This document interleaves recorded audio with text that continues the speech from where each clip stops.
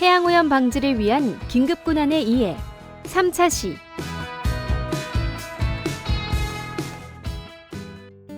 이번 차시에서는 해양오염 방지 긴급군안 대응체계, 해양사고 유형별 긴급군안 표준 행동 절차에 대해 살펴보고 공감 인터뷰를 통해 긴급군안 국외 대응체계에 대해 자세히 알아보겠습니다.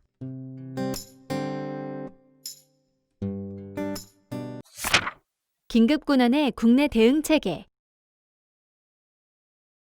국내 해양오염 방지 긴급군안 대응체계는 다음 그림과 같이 구축되어 있는데요.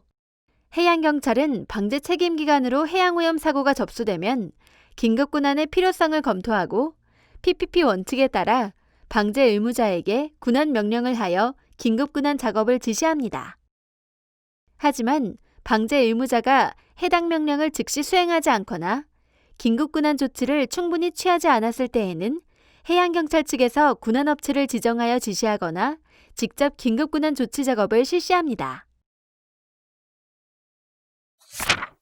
긴급군안의 국외 대응체계. 국외 해양오염 방지 긴급군안 대응체계에 대해 알아보도록 하겠습니다.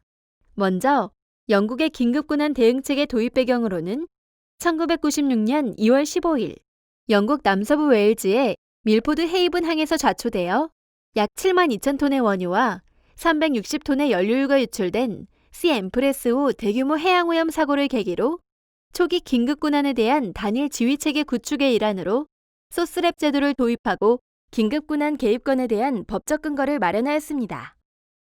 뿐만 아니라 사고 당시 고마력 비상 예인선 부재로 인해 사고가 확대된 점을 인식하여 영국 연안역의 대형 오염 사고 다발 지역 4곳에 정부에서 임대한 대형 고마력 비상 예인선을 각각 한 척씩 배치하였고, 해사 연안 경비청은 영국 해역에서 긴급 상황 발생 시 예인 및 군안 작업을 위한 신속한 예인선 동원이 가능하도록 예선업체 및 군안업체와 군안 및 예인 협정을 맺고 있습니다.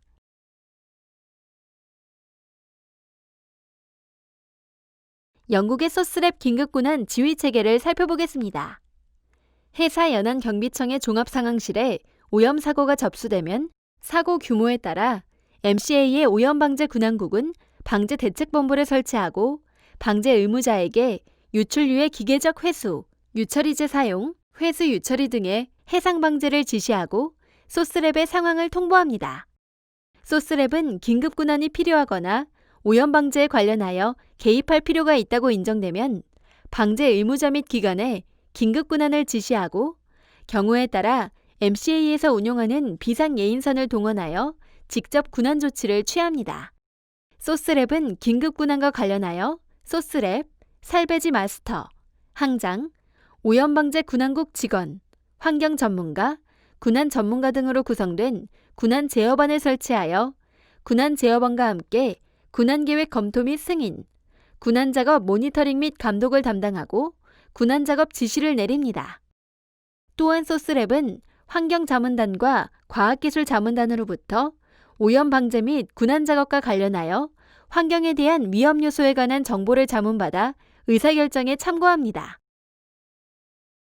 미국의 긴급군안 대응체계 도입 배경으로는 1989년 알래스카 연안역에서 발생한 엑손 발데즈호 오염 사고 이후 연방정부와 산업체의 오염방지 및 대비 대응 능력 제고, 피해 배상 대폭 인상 및 벌칙 강화 등이 포함된 유류 오염 방지법을 제정하고 미국항에 입출항하는 선박의 소유자에게 해당 선박의 화재 폭발을 포함한 최악의 오염 사고에 즉각 대응할 수 있도록 그에 적합한 방제업체와 사전 계약을 맺고 선박 해양오염 비상계획서에 기재하는 것을 의무화하였습니다. 또한 미국 코스트가드에서는 선박의 대형화 및 다양한 종류의 위험 유해 물질 수송량의 증가로 대규모적 복잡한 유형의 해양사고 발생 개연성이 높아지자 연중무휴 대응 가능한 군안 및 소화 능력 확보를 위하여 선박 해양오염 비상계획서 규정을 개정하여 군안 소화 대비태세를 의무화하는 등의 대책을 마련하였습니다. 미국 코스트가드 긴급군안 지휘체계를 살펴보겠습니다.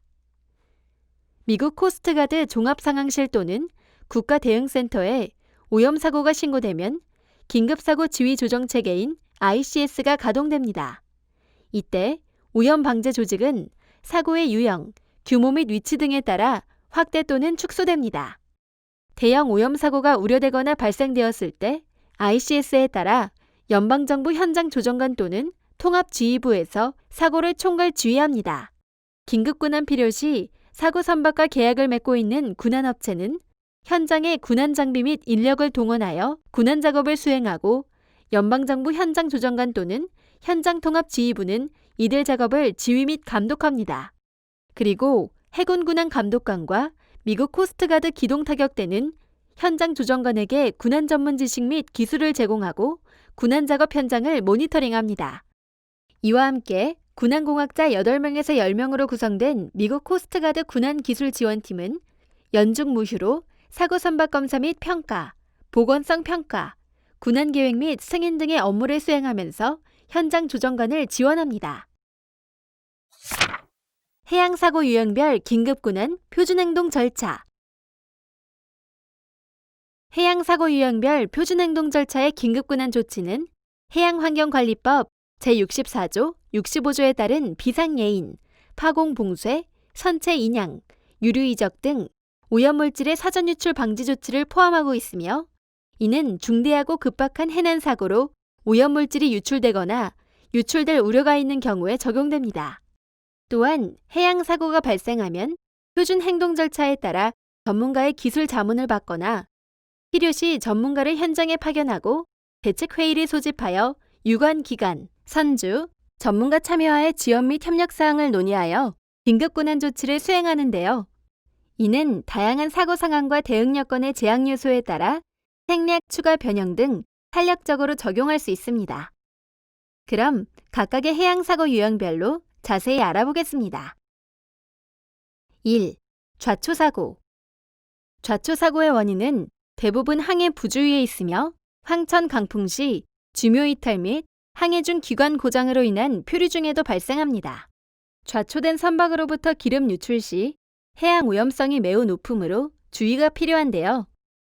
2016년 암초에 좌초된 오션 탱고 좌초 사고와 같이 무리한 이초 시도 시 손상 부위가 확산되거나 전복 또는 좌초 상태 악화 등의 위험이 있으므로 이초 작업을 하기 전 선박의 복원력, 전다 능력 및 부피 능력 등 선박 안전성에 대한 평가를 실시하여야 합니다.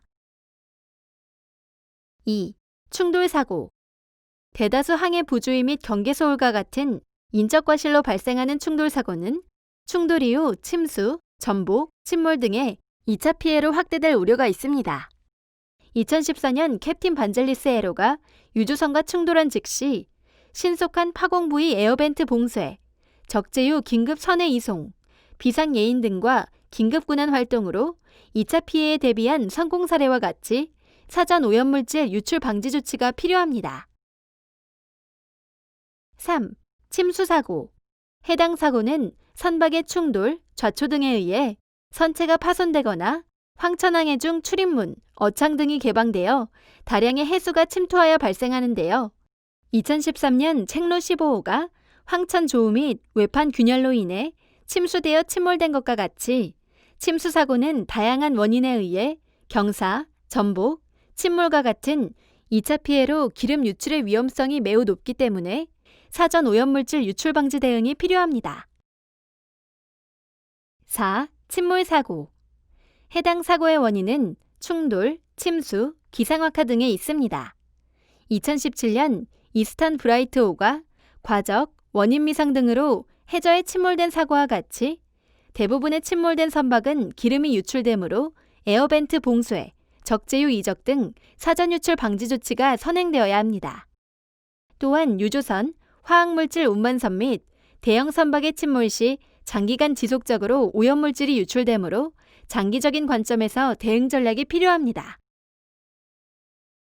5. 전복사고. 충돌 또는 높은 파도에 의한 가망성 상실, 조업 중 선체 균형 상실 등 다른 사고에 비해 상대적으로 급박하게 발생하는 전복사고는 특히 전복된 상태에서는 완전한 부력 상실과 공기의 누설로 인해 침몰할 가능성이 높으며 침몰될 경우 기름 유출로 인한 해양오염 위험성이 매우 높습니다. 2015년 707 바로나호가 부산 가덕도합 해상 앞에서 약 6시간 표류하다 침몰하여 적재유 19kg가 유출된 사례를 보면 오염물질의 배출 방지를 위한 선체 비상 예인과 배출 우려가 있는 모든 부위를 막는 에어벤트 봉쇄 등의 긴급근한 조치가 필요합니다. 6. 화재 사고. 기관 설비 취급 불량과 선체 기관 등 설비의 결함으로 발생되며 화재 사고의 경우 다양한 원인에 의해 침수, 전복, 침몰로도 이어질 수 있습니다. 2013년 완도에서 발생한 홍타이오 화재 사고와 같이 긴급 화재 진압, 에어벤트 봉쇄 및 통항 선박 통제 등의 긴급군한 대응 조치가 필요한데요. 유해 화학물질 운반선에서 특수화물 또는 화물 간 화학 반응으로 화재 폭발이 발생한 경우에는 일반적인 화재 진압 방법으로는 진화가 불가능한 경우가 많기 때문에 정확한 물질 정보 확보 후 HNS 대응 체계로 전환이 필요합니다. 7. 표류 선박 사고. 인명구조가 완료된 사고 선박이 자력 항해가 불가능한 상태 또는 침수, 전복된 상태인데요. 선박이 표류하는 경우 통항 선박과 충돌로 인해 2차 해양 사고의 발생 위험이 있으므로 비상예인, 통항 선박 통제 등의 긴급군한 조치가 필요합니다.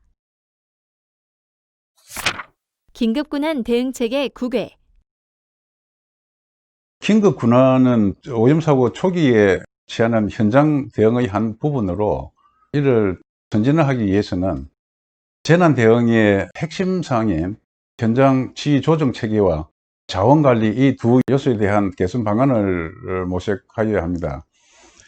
이때 대형 해양 오염사고 경험을 바탕으로 해서 자국의 긴급군한 체계를 구축한 영국, 미국 및 호주 등의 해양 선진국의 제도를 벤치마킹하면 도움이 될 것입니다.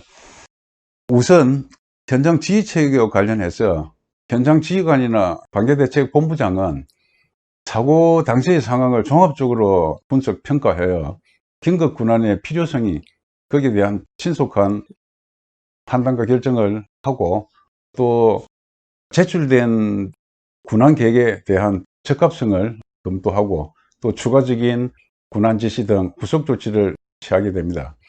따라서 현장 지휘관에게는 외부의 영향 없이 본인이 긴급 군안 계획권을 행사할 수 있도록 영국의 소스랩, 미국의 FOAC나 호주의 몰컴과 같은 그런 절대적인 권한을 부여하여야 합니다.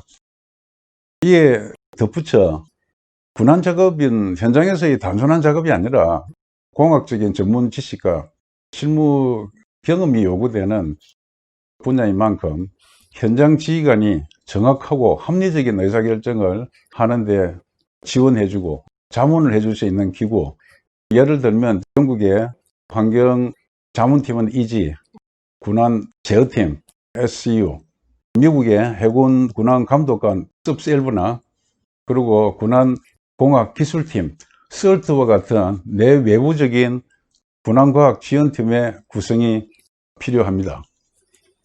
그 다음으로 자원관리와 관련해서 군안 작업에는 군안 전문 인력과 특수 장비가 요구되는데 이 자원들을 한 기관에서 모두 보유하는 것은 사실상 어렵습니다.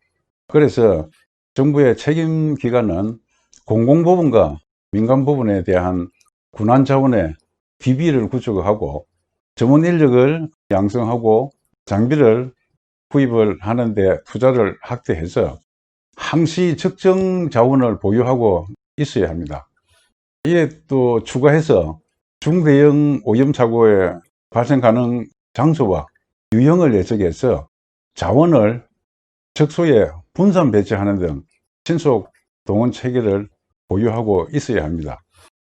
이와 같이 현장 지휘 체계와 자원 관리가 선진화되면 긴급군안의 효율성이 제고됨으로써 오염 사고로 인한 환경 피해 이것뿐만 아니라 인명과 재산 피해를 최소화하려는 우리 목적을 달성을 할 수 있습니다.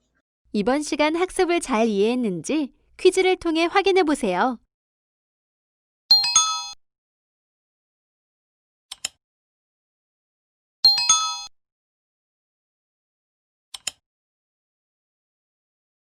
학습은 즐거우셨나요?